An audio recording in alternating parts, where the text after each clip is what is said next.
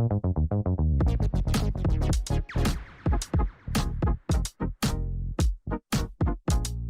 amada igreja, com a paz do Senhor, amém? Amém! Aleluia, louvado seja o nome do Senhor. Aleluia!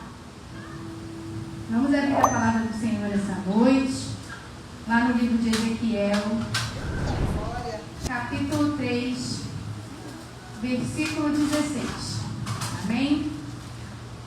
Eu sei que vocês vão acompanhar por aqui, mas eu vou ler pela minha palavra porque é na linguagem de hoje, tá? É um pouquinho diferente do que está ali, apesar do texto ser o mesmo. Amém? Depois desses 7 dias, o Senhor Deus falou comigo assim: Homem mortal, eu o estou pondo como vigia para a nação de Israel.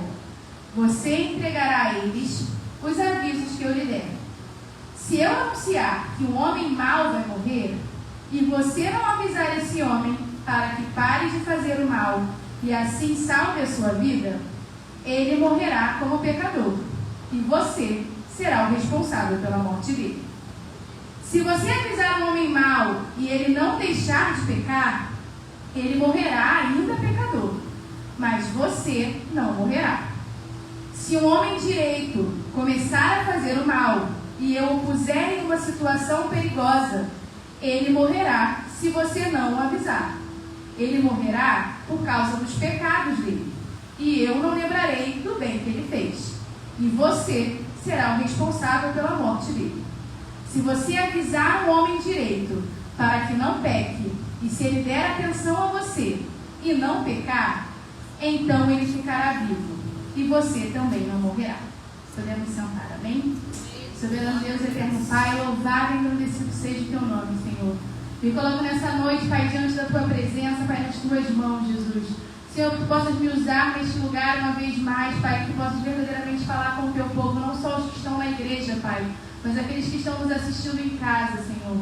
Senhor Jesus Cristo, porque eu sei que a tua palavra, Senhor, ela é vida, Pai, e ela leva a vida por onde ela passa, Jesus. Então, que nessa noite, Senhor, tu possa falar com a tua igreja, assim como tu falaste comigo ao longo dessa semana, Senhor.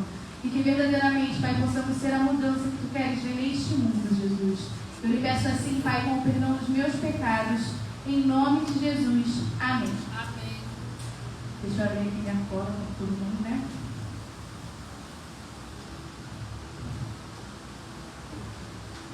Então,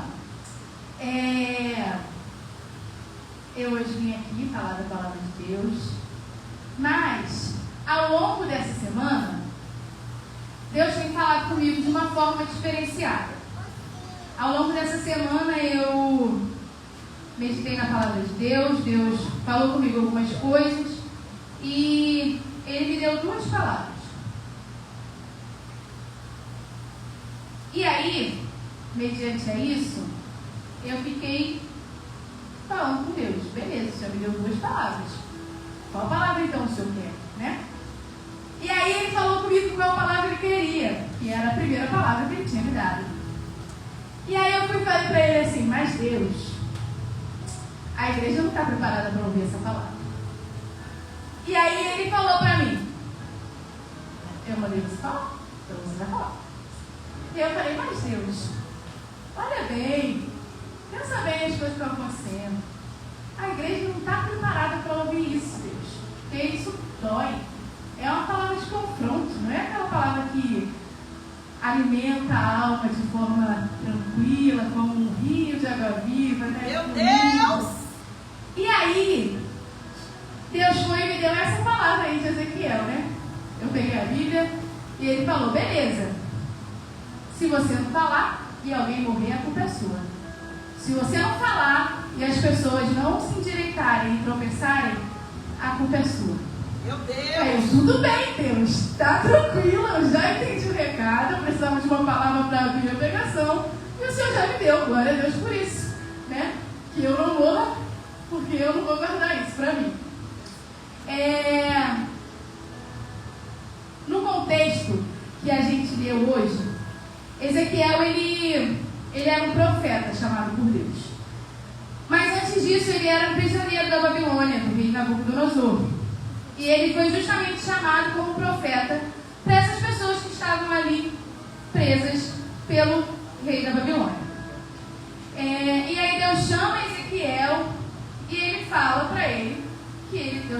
usando ele como profeta, mas que o povo de Israel era um povo teimoso e rebelde.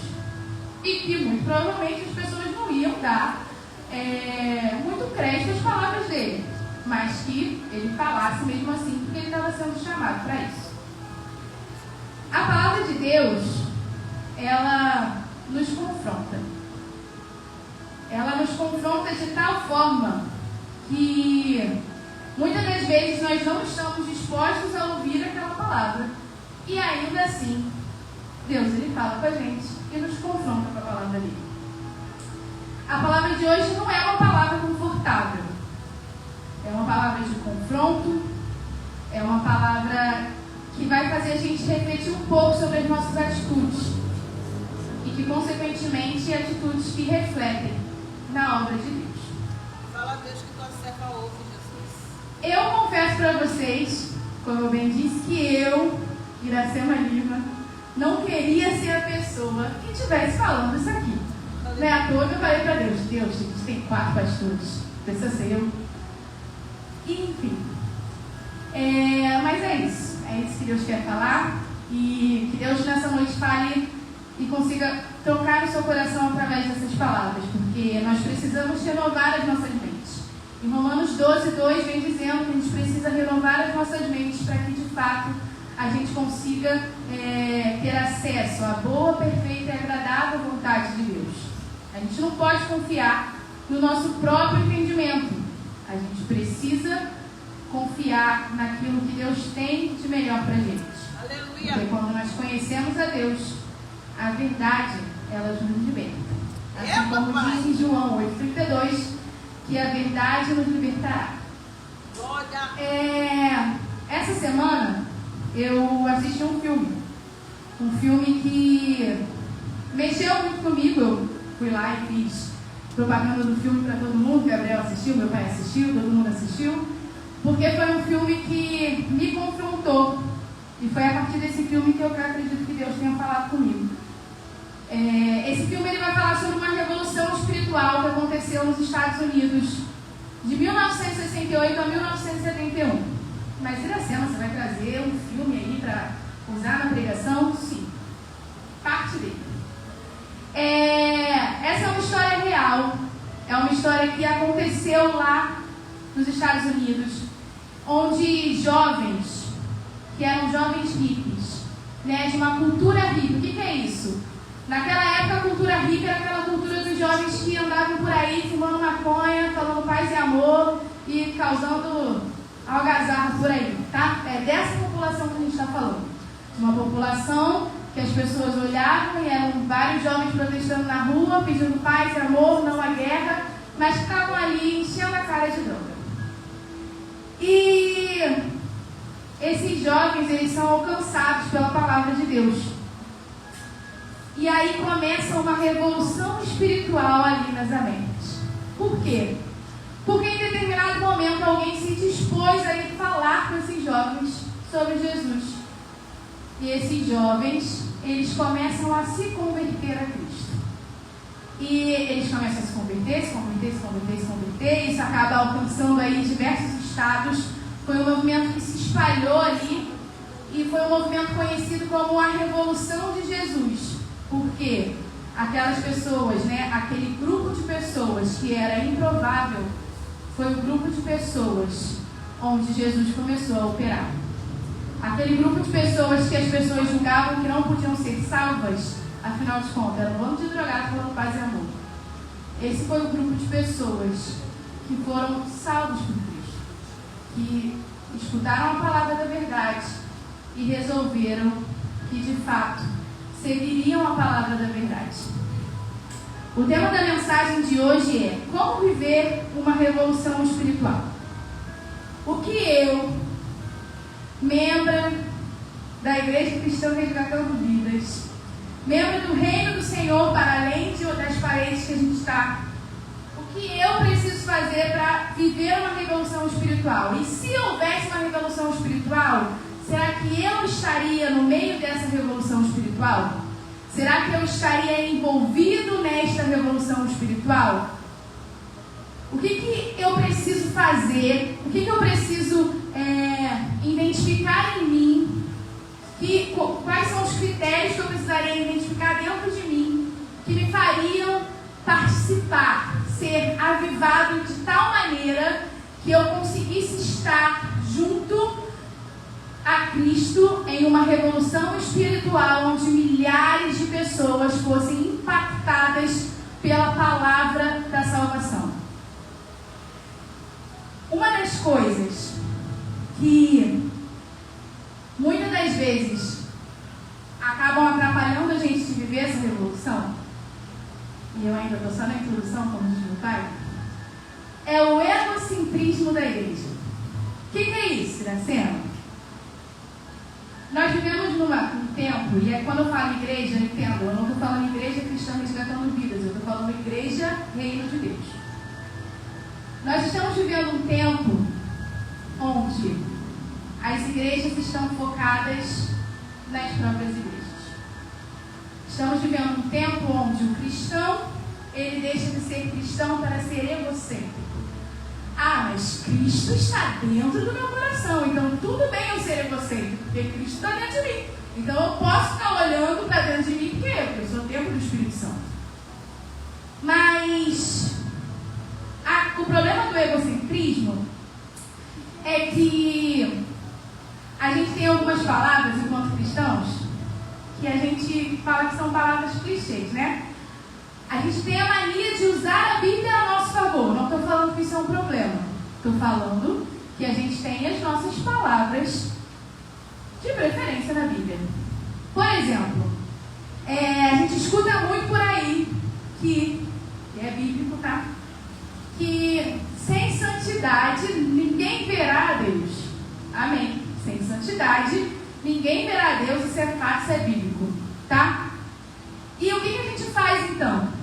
A gente, enquanto cristãos, a gente vive um processo de santidade.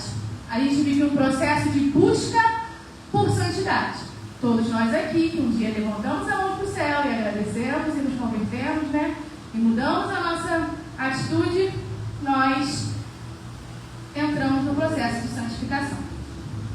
Só que o processo de santificação, ele é um processo individual.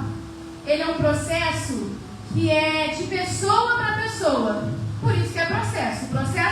Meu processo de santificação é diferente do processo de santificação do Gabriel, que é diferente do processo de santificação da Rose, e assim.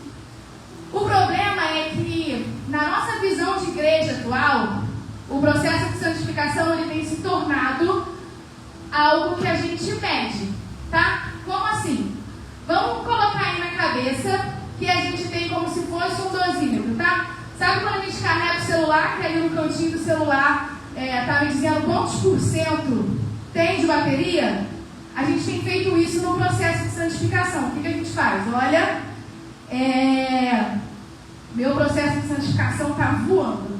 Tipo Wi-Fi. O Wi-Fi tá, ó, ligadinho. Processo de santificação, 80%, ó.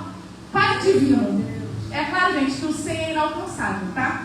Mas cada um está no seu processo de santificação. E aí a gente está lá, olha, Gabriel, 80% de santificação hoje. Glória a Deus. Aqui, ó, tô Deus purinho hoje na terra.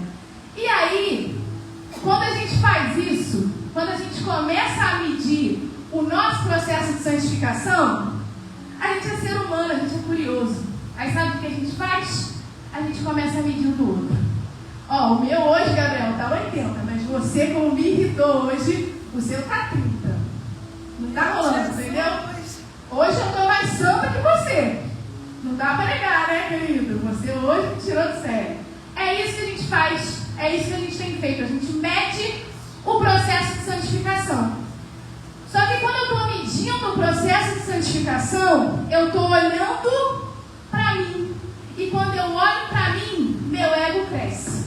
E se o meu ego cresce, eu me torno independente de Deus. Independência de Deus é pecado.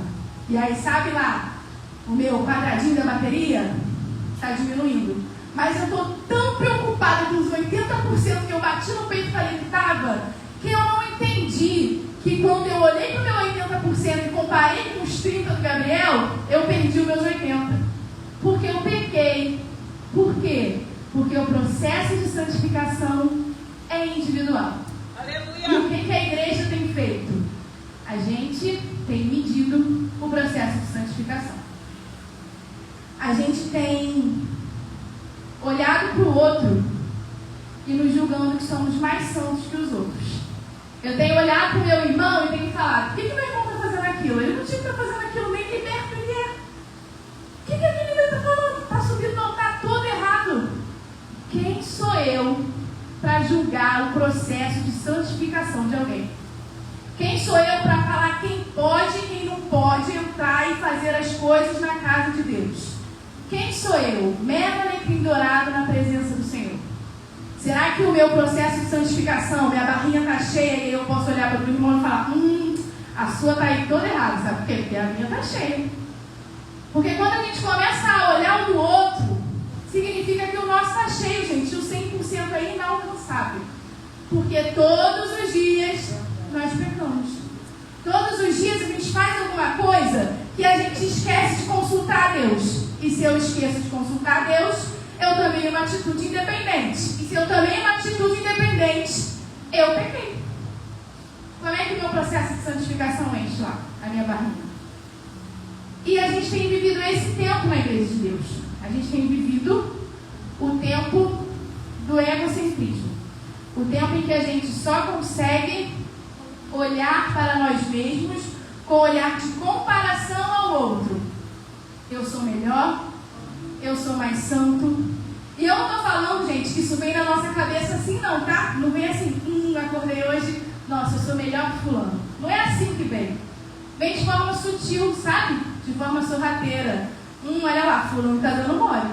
Ó, aí, fulano nem ora, não jejua, não sobe monte. E aí quer falar para alguém de alguma coisa? Fulano, nunca vejo fulano orando. Não tem nem cara de que faz jejum. Tá ali comendo a vida, não vejo passar fome, mas quer falar de jejum? Vai ali na frente falar de jejum, se tu não fala de jejum. Fulano sai dali na frente falar de oração, não vem nem pro culto de oração. Fulano tá ali na frente falando que Deus salva, cura e liberta e tá todo errado. Isso é o quê? Pedir o processo de santificação dos outros. E aí, quando eu faço isso, sutilmente eu estou querendo dizer o quê? Que eu sou melhor que o outro. Porque se eu estou falando que o outro não faz, significa que eu faço. Se eu estou apontando que o outro não faz, minimamente eu faço. É isso é o mínimo. E sendo assim, como é que a gente vive uma revolução espiritual? Quando o nosso foco está um pouco desfocado, né? A gente perdeu aí um pouco do foco. E eu preciso, pelo menos, e aí eu estou falando pelo menos, tá? Mudar 3 atitudes dentro de mim para eu conseguir viver uma revolução espiritual. Essas foram as 3 atitudes que Deus trouxe ao meu coração que eu precisaria mudar se eu quisesse viver uma revolução espiritual. Tá? E eu acredito que todos nós precisamos mudar algumas coisas dentro de nós. Talvez as 3 atitudes que eu vou falar que precisam mudar, talvez para você não faça sentido. Talvez você olhe e fale: olha, isso não é para mim. Amém. Talvez seja. Por algum motivo o Espírito Santo pediu para eu compartilhar isso com vocês. Não no intuito de julgar o que você precisa melhorar ou não, porque eu sei o que eu preciso melhorar. Aleluia. E se o Espírito Santo ele te fez escutar essa palavra hoje, é porque ele espera e ele conta com que você reflita e mude aquilo que precisa mudar. Nós estamos o tempo todo subindo ao altar do Senhor falando que Jesus está voltando. As pessoas estão morrendo lá fora. E a igreja está dormindo. As pessoas passam por essas portas desesperadas. As pessoas passam por essas portas sedentas.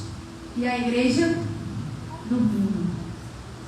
A igreja está de olhos fechados. E a gente faz parte dessa igreja. A gente faz parte dessa igreja. Entenda, Deus ele não precisa de mim. Ele não precisa de você. Mas Ele conta comigo e com você. Porque um dia você se predispôs a estar seguindo Ele. Um dia você colocou as mãos para o céu e falou: Senhor, eu te aceito como o único Senhor e Salvador da minha vida. E a partir de hoje, Deus, o que tu quiseres que eu faço. Mudar faz parte do processo. Enxergar o que a gente precisa mudar faz parte do processo. A primeira atitude que eu preciso mudar é: eu não posso ser excludente como os fariseus. Hoje eu escutei, como testificação da palavra de Deus, que muitas das vezes a gente se comporta como fariseu. De fato, a gente se comporta, né? À toa que Jesus estava ali, ó, fariseu. É isso. Mas afinal de contas, quem eram os fariseus? Que povo é esse? A gente chega aqui na igreja e todo fariseu, porque Jesus falou mal dos fariseus, porque os fariseus, isso, gente, a igreja hoje, se Jesus voltasse, eu não sei se a gente não crucificaria ele de novo. Eu não sei, eu estou falando de coração, eu não sei hoje se Jesus voltasse, como foi naquela época, se a gente não seria enquadrado como os fariseus que crucificaram, como os fariseus que viraram as costas, como os fariseus que perseguiram, porque a gente está tão preocupado em apontar quem não está no processo de santificação, quem está errado, que a gente esquece de olhar para a gente, esquece de olhar as coisas que têm acontecido. Nós muitas vezes temos nos comportado como fariseus. Os fariseus eram os mestres da lei. Os fariseus eram aquelas pessoas que conheciam a palavra de Deus, tá? A palavra de Deus é essa, jovens, que naquela época não tinha o Novo Testamento, era só o Velho, que era a Torá deles. E esse Velho Testamento a gente consegue dividir em dois grandes polos, né?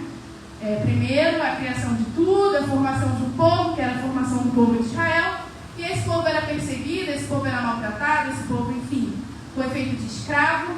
E Deus, ele vai lá e promete um Salvador para esse povo. E quando a gente é humilhado, quando a gente é perseguido, e a gente recebe a palavra de que vai receber um Salvador, talvez aqueles fariseus, a primeira coisa que eles pensaram foi: vai vir um cara montado num cavalo, com seu exército, vai chegar ali e vai destruir Roma inteira, porque Roma está ali, ó, acabando com a gente. E aí, chega um cara, um camarada, com todo respeito, Jesus, um camarada que não era bonito, porque a Bíblia fala lá em Isaías que ele não era bonito, que ele era desprovido lá de beleza. Um cara que falava de paz e amor, um cara que andava com gente que não prestava. Não prestava em que sentido? Não prestava aos olhos dos mestres da lei. A galera era impura, sabe?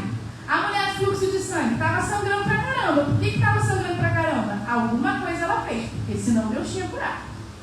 O cara estava leproso, ali há muito tempo esperando para ser curado. Por que está com lepra? Está com lepra porque fez alguma coisa de errado, mereceu a lepra.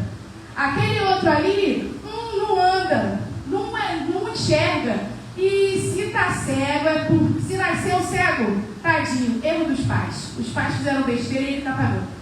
Era isso que os fariseus pensavam do povo, que era deles. Era o mesmo povo, só que uns eram imperfeitos, uns eram impuros, uns tinham algumas mazelas, que segundo eles eram mazelas do seu próprio pecado. É mais ou menos assim: pequei hoje, Deus vai lá e me deixa cego de um olho. Pequei amanhã, Deus me deixa cego do outro. Fiz uma coisinha errada ali, já era. É isso, era na cabeça dos fariseus. Se a pessoa tem alguma dificuldade, se a pessoa tem alguma limitação, é porque ela fez alguma coisa que não devia. E aí ela estava sendo punida por isso. Glória a Deus por isso. Era assim o pensamento. E aí chega Jesus e começa a curar essas pessoas. Chega Jesus e começa a transformar histórias. Chega Jesus e começa a transformar vidas. E aí Jesus, em determinado momento, lá em Mateus 23, ele está conversando com seus discípulos e com seus seguidores, e ele está falando: olha, sabe esses fariseus aí? Cambada de víbora. Está só preocupado com ele mesmo. Está preocupado em ali, ler a palavrinha, mostrar que entende, que é bonzão. E aí as pessoas mesmo que ele tinha que se preocupar, não se preocupam. As pessoas mesmo que Eles deveriam estar preocupados de ter acesso ao Deus, porque o papel do mestre da lei é levar a palavra de Deus. Eles não estão preocupados. Eles se preocupam em saber da lei, mas eles não se preocupam nas pessoas que estão ali em prol dessa lei. É claro que eu estou parafraseando, tá, gente? Na Bíblia não está escrito com essas palavras, mas é para vocês entenderem. E era mais ou menos isso que Jesus falava aos fariseus. E aí chega esse cara que anda com gente impura, que sai curando um monte de gente, que sai por aí falando que é filho de Deus, tá? O Salvador, ele não veio nem montado para acabar com Roma. E aí vem esse cara e está falando tudo isso. E ainda está andando com gente que não presta. Deus vai andar com gente que não presta? Deus não gosta de gente que não presta. Deus não gosta. Por isso que tem um monte de gente doente por aí. Estão pagando pelos seus pecados. E era basicamente assim que os fariseus se comportavam. E aí pensa comigo agora. Pô, Iracema, você está falando aí um monte de coisa dos fariseus. E aí você está querendo dizer que eu, cristão, século 21, me comporto como fariseu? Olha, a porta está fechada, tá? Porque de fato o som lá fora atrapalha. Mas se entrasse alguém agora nessa igreja, com uma roupa que não é legal, ou então com um cheiro que não está muito agradável, como a gente se comportaria? Qual seria a minha reação?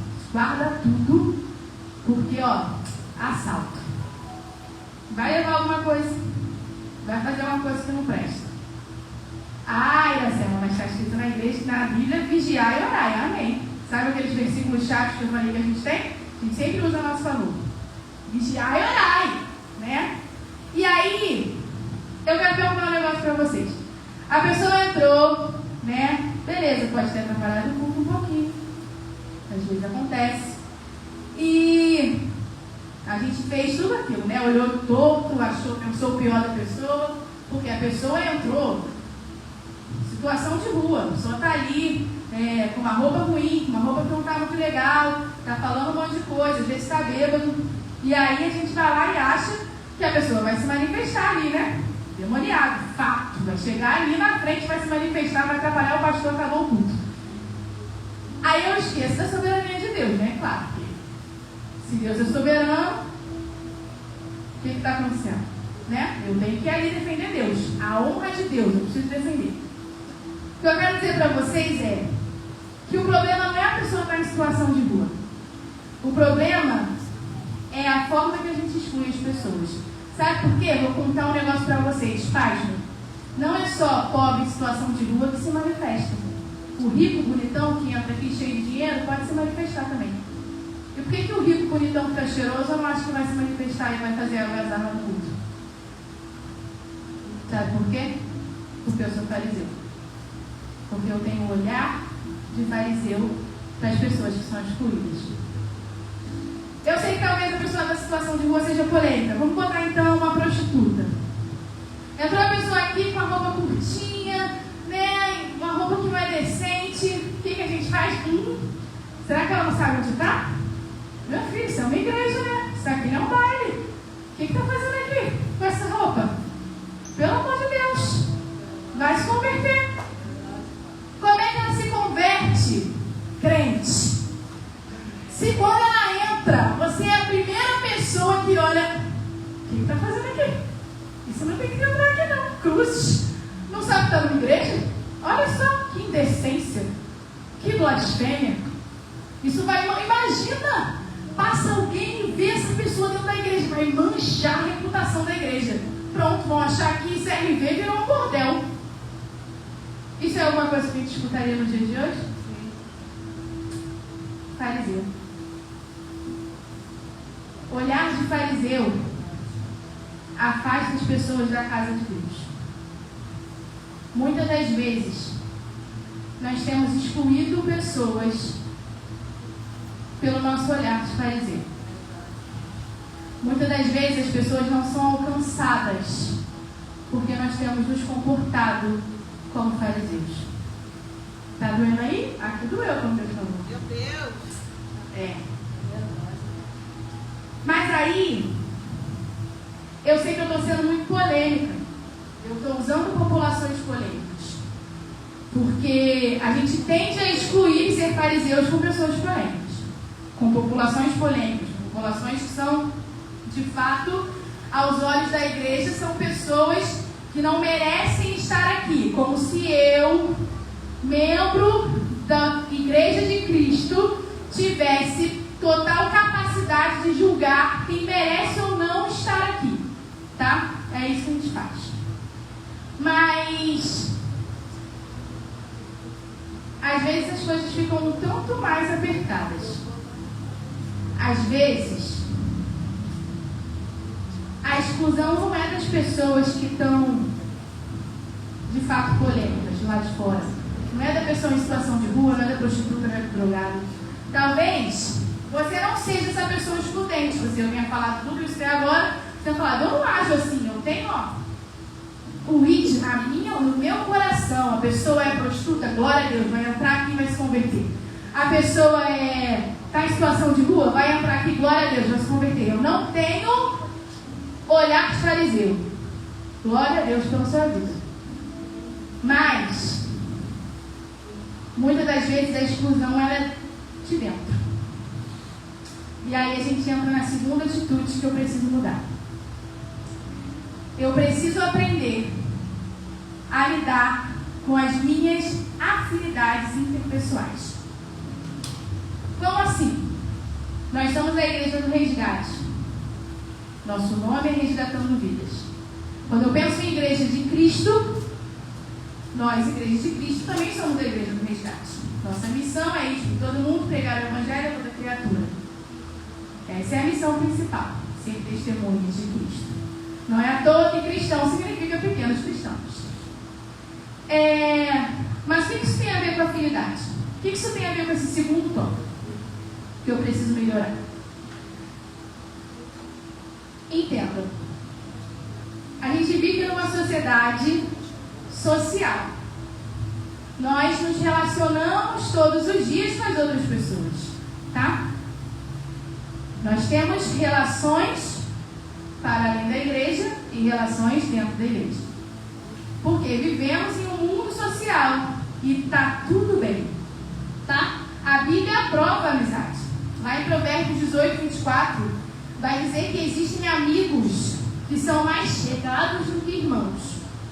Ou seja, existem pessoas que nós consideramos que estão ali do nosso lado, nos dando uma palavra de conforto, estão ali do nosso lado compartilhando a vida com a gente, que muitas das vezes não tem nem o nosso sangue, mas que são pessoas importantes na nossa vida.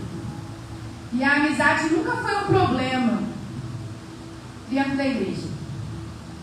Qual é o problema então? Por que eu preciso aprender a lidar com as minhas afinidades? A afinidade, ela une pessoas. Amém? Todos comigo? Glória a Deus. A afinidade une pessoas. Mas nós somos um corpo. Amém? O corpo tem várias partes. E afinidade demais às vezes pode gerar divisão. Nem sempre a minha afinidade dentro do corpo de Cristo vai ser bênção para o corpo de Cristo. Como assim, Iracema? O que você quer dizer? Olha a blasfêmia no púlpito, pelo amor de Deus. Se você tem afinidade com uma pessoa dentro do corpo de Cristo, muita afinidade, significa que podem ter pessoas que você não tem tanta afinidade assim. Tudo bem, a gente vive num meio social. Mas todos somos irmãos em Cristo. E o fato de eu não ter afinidade com determinada pessoa na igreja, determinada pessoa no corpo, não pode causar divisão no corpo. Em 1 Coríntios 3,4 vem dizendo: por que dizendo um, eu sou de Paulo, e outro, eu de Apolo, porventura não sois carnais? Deus.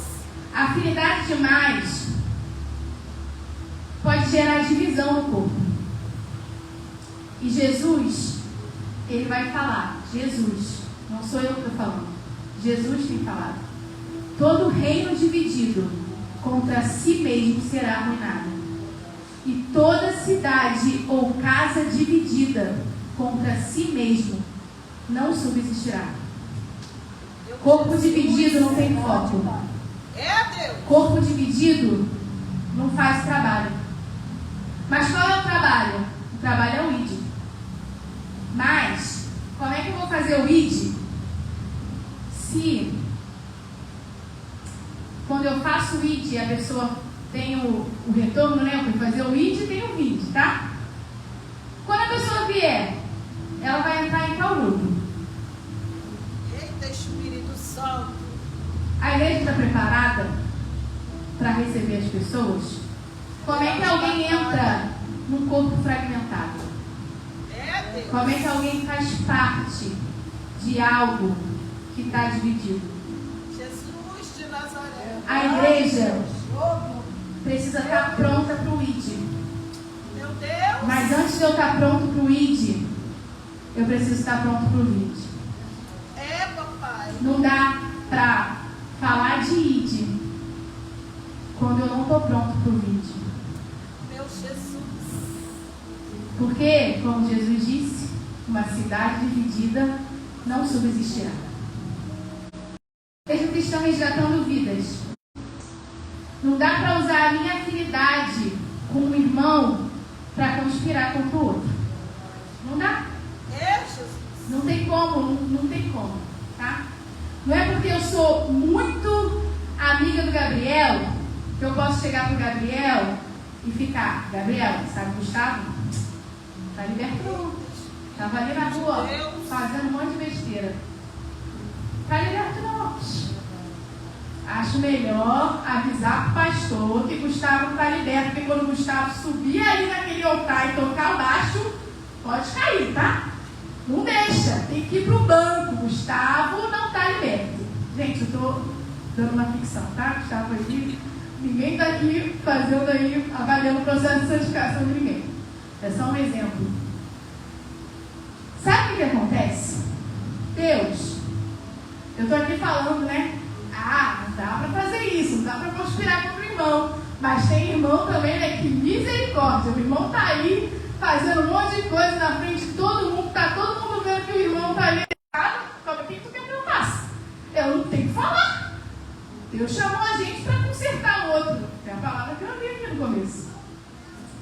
Mas consertar, gente, não significa botar ali no grupo da igreja, holofote, fulano pecou essa manhã, tá no banco, glória a Deus, informe no dia, o pastor Arson não foi pro culto hoje, porque foi para uma festinha.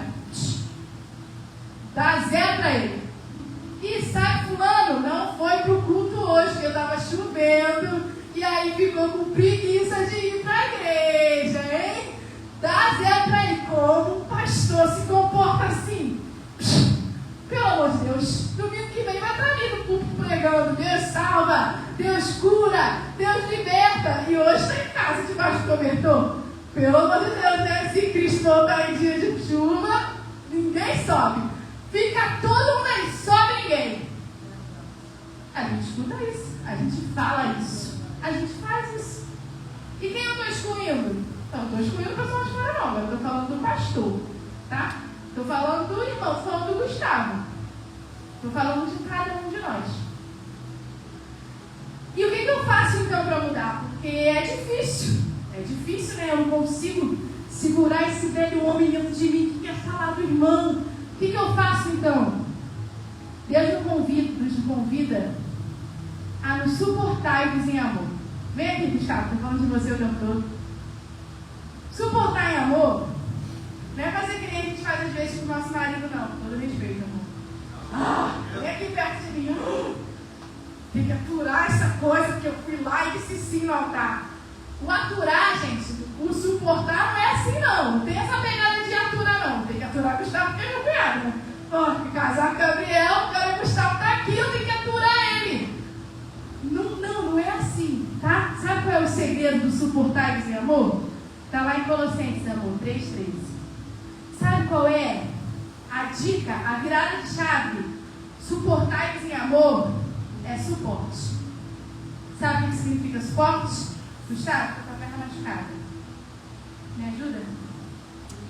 Suporte. Eita, general de patada. Suportar em amor é eu ser tão cheio do fruto do Espírito, que um deles é o amor, que quando meu irmão peca e eu vi, ou eu sei, ou eu soube, eu vou lá e ajudo. Eu não saio por aí contando para Deus o mundo que o irmão fez e deixou de fazer. Eu ajudo. Suporte. Suportar em amor não é aturar como o mundo fala lá fora. Suportar em amor é dar suporte para o outro. Olha, eu não tenho muita afinidade com você, mas eu estou aqui se você precisar. Olha, eu sei que a gente não é best friend, talvez a gente não conviva junto o tempo inteiro, porque tem igrejas que são enormes, gente. Não dá para todo mundo ser amigo de todo mundo. Mas se você precisa de alguma coisa, eu estou aqui com você. Suporte. É isso que cada parte do corpo faz um pelo outro. Suporte. A mão direita pode não ser amiga da mão esquerda. Talvez elas não sejam tão chegadas como irmãos. Mas a mão direita precisa da mão esquerda funcionando. Então, se eu machuco a mão esquerda, a mão direita me dá suporte. Por quê? Porque somos todos o mesmo corpo. Eu não estou pedindo para você ser amigo de todo mundo dentro da igreja. Porque em nome de Jesus a gente vai crescer tanto que você não vai conseguir ser amigo de todo mundo. Mas ser suporte, foi para isso que você foi chamado. Ser suporte para o seu irmão. Só conseguimos estar prontos para fazer o ID quando estivermos prontos para receber as pessoas. Se eu não estou pronto para dar suporte para alguém, eu não estou pronto para falar de Cristo para alguém. Precisamos olhar um para os outros com os olhos de amor.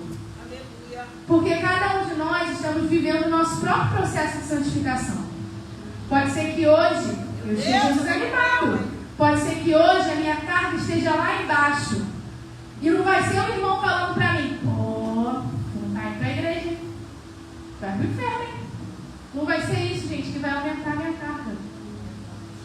Não vai ser isso que vai fazer com que, nossa, estou super animado para voltar. Glória a Deus. Não vai ser isso, talvez seja. Tem gente que só funciona assim. Mas não deveria ser o ideal. O ideal é eu conseguir olhar com olhos de amor para o processo de cada um. Porque processo de santificação é processo. Processo. Ninguém fica santo da noite para o dia. Verdade. É processo. Pode ter um dia que eu esteja mais santo. Talvez no outro eu esteja menos. Talvez um dia eu esteja ali transbordando o fruto do Espírito. Talvez no outro eu esteja ali já em outra estação, ainda ali produzindo fruto. Não significa que eu vou estar sempre na mesma estação. Mas eu estou sempre presa no mesmo Senhor. Aleluia. E isso precisa estar claro na nossa vida. Eu preciso parar de olhar como fariseu. E eu preciso me atentar às minhas afinidades. Em terceiro lugar, e último, mas não menos importante, eu preciso parar de escolher quem vive e quem morre. Como assim? Lá em Marcos 16:15, vai dizer: ide por todo mundo e pregai o Evangelho a toda criatura. Quem crer e for batizado será salvo, mas quem não crer será condenado. Ide por todo todo mundo e pregai o evangelho a toda criatura. Toda criatura. Criatura aqui, a gente vai considerar os seres humanos, amém? Toda criatura que tem uma alma precisa escutar a palavra da salvação. Isso significa o quê? Que o meu filho que está desviado precisa ouvir a palavra da salvação. Mas aquele jovem que entrou ali na escola e matou um monte de criança também precisa ouvir a palavra da salvação. A minha amiga, que eu amo muito e que saiu da igreja por algum motivo, precisa ouvir a palavra da salvação. Mas a mulher talvez que roubou meu marido e fugiu com ele também precisa ouvir a palavra da salvação. O cara que bate na mulher, o cara que estupra, o cara que está ali na cadeia, o cara que está ali na esquina, o cara que xinga a igreja. Toda criatura. Por que a igreja tem que selecionar as criaturas? Meu Deus. Porque eu e você, nós temos selecionado quem merece ou não merece ouvir a palavra da salvação. Todos merecem ouvir a palavra da salvação. Entendam, eu não estou falando que todos vão ser salvos. A gente leu que quem crer e for batizado será salvo. Quem não crer será condenado. Foi isso que a gente leu. Eu não estou falando que você vai salvar todo mundo, vai botar sua capa de super-homem e vou salvar todo mundo. Não. Mas você vai fazer o it para todo mundo. Você vai falar do amor de Deus para todo mundo. Mas aquela pessoa fez uma coisa abominável. Cara, aquela pessoa fez uma maldade com uma criança. Uma criança. Criança, bênção de Deus. É criatura? Tem alma? Merece ouvir a palavra de Deus. Eu não estou falando para vocês que as pessoas que fazem maldade nesse mundo, elas não vão pagar pelo que elas fazem. Não dá para eu plantar um morango e colher uma uva. Não dá. Não dá para eu plantar uma manga e colher um abacaxi. Não dá. Tudo que a gente faz, a gente vai ter as consequências do nosso feito. Mas não é o que a pessoa faz, quem ela é, que vai me dizer se ela pode ou não ouvir sobre a palavra da salvação. Por quê? E se ela for salva? Imagina eu lá no céu, glória a Deus, a louvando com os anjos, cantando santo, santo, glória a Deus. Eu olho para o lado, está o cara ali que apareceu, que matou todo mundo na escola. Mesmo céu. Todo mundo salvo. E aí? Eu mereço mais que ele? Tá ali? Eu sou mais santo que ele, né? Pô, vou carregar ali. Meu carregador, eu nunca matei ninguém. Nunca estuprei ninguém. Então, quem merece estar no céu? Eu ou ele? Pelo amor de Deus, né? Precisa pensar muito, gente. Quem merece estar no céu? Você ou o cara que está ali fumando uma maconha que escolheu estar ali? Ou o traficante que está matando todo mundo?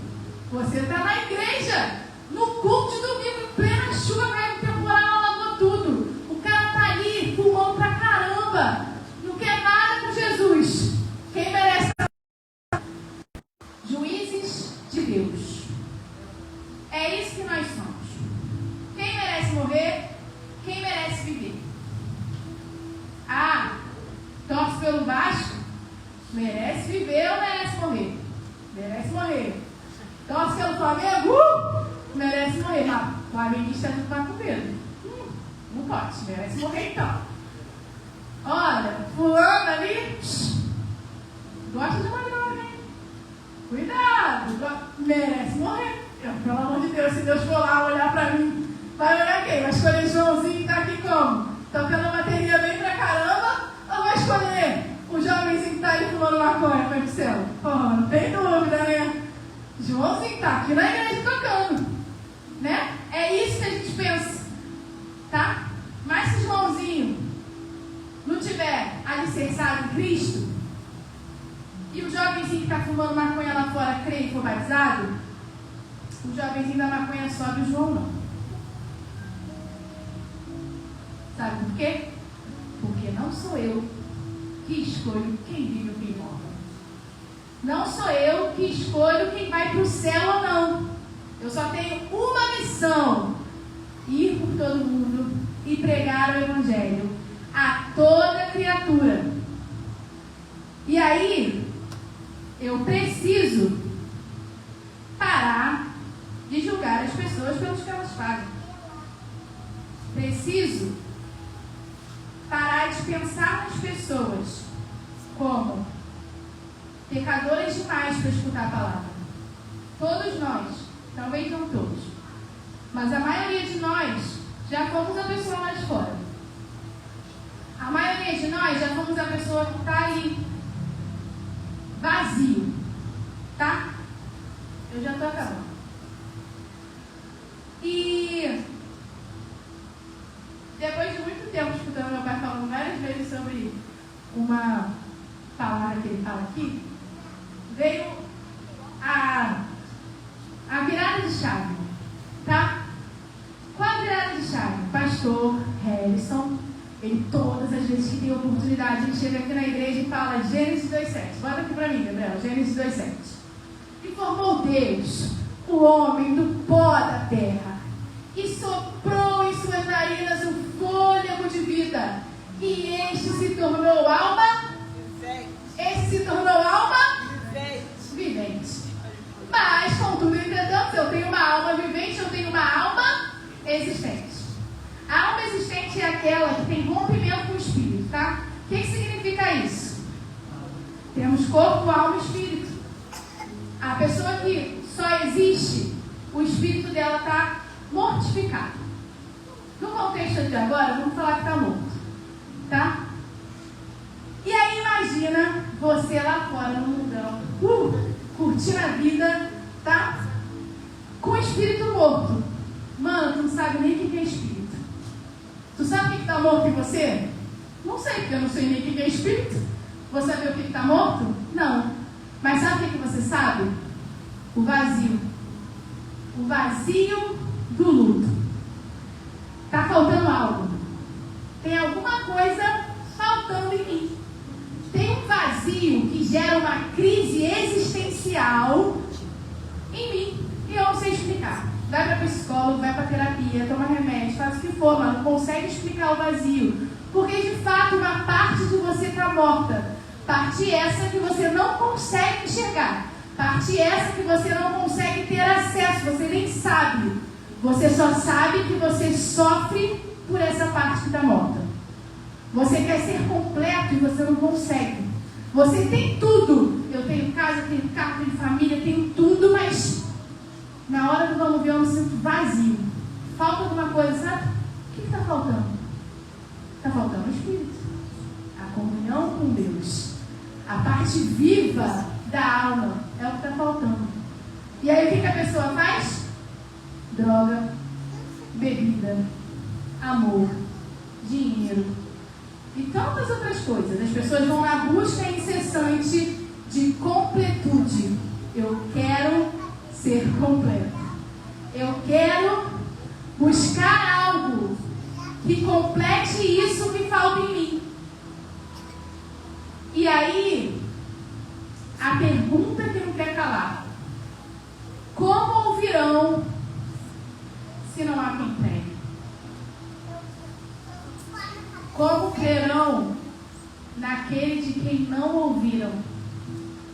Como a pessoa vai saber o que está vazio na vida dela, que é a falta de Jesus, se eu olhei para ela e falei, não merece Jesus não. Isso aí, está perdido. Fala sério, olha ali. Ei, pelo amor de Deus, né? A gente não vai dividir o céu com esse tipo de pessoa. As pessoas lá fora estão vazias. Uma parte delas está morta. Uma parte delas está procurando a Deus. Mas elas não sabem que é isso que elas procuram. E não tem ninguém que conte. Porque eu e você ainda estamos agindo como fariseus. A igreja, em vez de estar pronta para fazer o IT, está se degladiando, está se dividindo. É desse jeito, meu Deus. A gente está escolhendo quem vive e quem morre. Quem merece e quem não merece. É isso que a gente está fazendo. E para eu viver a revolução espiritual de Deus, eu preciso mudar essas três coisas. Eu preciso mudar a minha atitude. Assim como as pessoas que estão indo para o caminho da morte precisam ir para o caminho da vida, se converter, eu preciso me converter. Me converter em sentido, Iracema, já aceitei Jesus, já está tudo certo, já fui ali batizado e tudo mais. Por que eu preciso me converter? Conversão é mudar de atitude, tá? Mudança. Se eu estou indo pela direita, eu viro e vou para a esquerda. Mas por que eu vou para a esquerda? Porque alguém, o Espírito Santo de Deus falou, a direita não está legal. A direita não é para aí. Meu Deus. Converte. 180. Vai para o outro lado. Hoje, eu e você precisamos ir para o outro lado. É, papai. Se converter, não no sentido de não tenho Jesus. Você tem Jesus. Você tem tanto Jesus e o Espírito Santo que Ele te trouxe aqui, ou Ele te fez escutar isso, porque Ele espera mais de você. Ele espera mudança. Mudança de atitude. Nesse filme que eu falei para vocês que eu assisti, um pastor, ele resolveu que ele abriria as portas da igreja para os ricos. Ele pegou um pregador rico e colocou para falar no púlpito sobre o seu testemunho e sobre a sua vida. Sabe o que aconteceu? Os ricos foram se multiplicando. Sabe aquela igreja ali? Aceita rico. Vamos lá. Mas tu está usando droga, cara. Lá eles libertam, tem libertação, tem um negócio lá diferente. Vamos lá. As pessoas da igreja não precisavam nem fazer o IT, sabe por quê? Porque o testemunho multiplicava. É, Jesus, aleluia. As pessoas, elas se sentiam tão acolhidas naquele lugar que elas chamavam um amigo. Vamos lá. E se multiplicavam. E multiplicavam. E multiplicavam. Eles batizavam milhares de pessoas por semana. Aquelas pessoas que ninguém dava nada. Sabe como é que os ricos ficaram conhecidos? Os loucos por Jesus. Ex-ricos, agora loucos por Jesus. E essa foi um marco histórico nos Estados Unidos. Uma revolução que foi chamada Revolução de Jesus. Entendam, não fui eu que dei esse nome, foi a mídia que deu esse nome. É como se a Globo hoje estivesse falando, sabe ali a ilha do governador? Revolução de Jesus, tem um negócio ali acontecendo que, olha, não tem explicação. Está ali, ó, se espalhando. Foi isso que aconteceu lá. E eu acredito que Deus ele tem preparado a igreja dele para viver revolução. Nós deveríamos viver revolução de forma rotineira. Mas a gente precisa mudar algumas coisas dentro da gente. A gente já recebeu N profecias que essa igreja vai crescer um dia. Vai pipocar, gente. Não vai ter lugar. Sabe o que é isso? Revolução. Sabe o que eu preciso? Mudança. Sem mudança não dá para ter revolução. Verdade, meu Deus. Sem mudança não dá para ter avivamento. Sem mudança não dá para nada. Porque eu escolho mudar. Eu escolho me tornar uma pessoa diferente. Eu vou pedir para você se colocar de pé essa noite. Sabe, eu não sei se você precisa mudar porque você tem se comportado como fariseu. Se você precisa mudar porque você tem focado demais nas afinidades, nas divisão, quem vive ou quem morre. Ou se você tem perpassado todos. Eu sei o que eu preciso mudar. E eu te convido nessa hora a colocar a mão no seu coração e a fechar os seus olhos. Eu não vou te falar o que você precisa mudar, porque eu não sei. Mas o Espírito Santo, Ele sabe o que você precisa mudar. Se você está em casa me ouvindo, eu te convido para colocar a mão no coração e falar com o Espírito Santo também. O Espírito Santo, Ele te trouxe aqui nessa noite, ou te fez escutar essa mensagem, porque Ele vê potencial em você. Deus, Ele não pede mudança de quem não é capaz de mudar. Deus, Ele não pede mudança de quem não consegue isso. Ele vê potencial em mim e em você. Ele vê potencial nessa igreja. Ele vê potencial nessa geração. Senhor, que não passe mais uma geração para que a tua revolução espiritual aconteça nessa terra. Que Deus não precise levantar pessoas para fazer aquilo que eu não consegui fazer, que é salvar vidas com a mensagem dele, que é amar o meu irmão como eu me amo, que é parar de excluir as pessoas. Deus, Ele chamou a gente para fazer a boa obra dele, para ser um testemunho de Deus. Meu avô vivia me falando uma coisa: quando você vai fazer qualquer coisa na sua vida, você se pergunta, Jesus faria isso? Briguei no trânsito, Jesus faria isso? Fiquei com o ranço do meu irmão, o que Jesus faria? Jesus é a resposta. Jesus vai ser sempre a resposta. Vamos deixar de ser independentes de Deus nessa noite. Vamos colocar as nossas vidas nas mãos deles e falar: Senhor, eu preciso mudar. Eu não sei como, mas Tu sabes como eu posso mudar.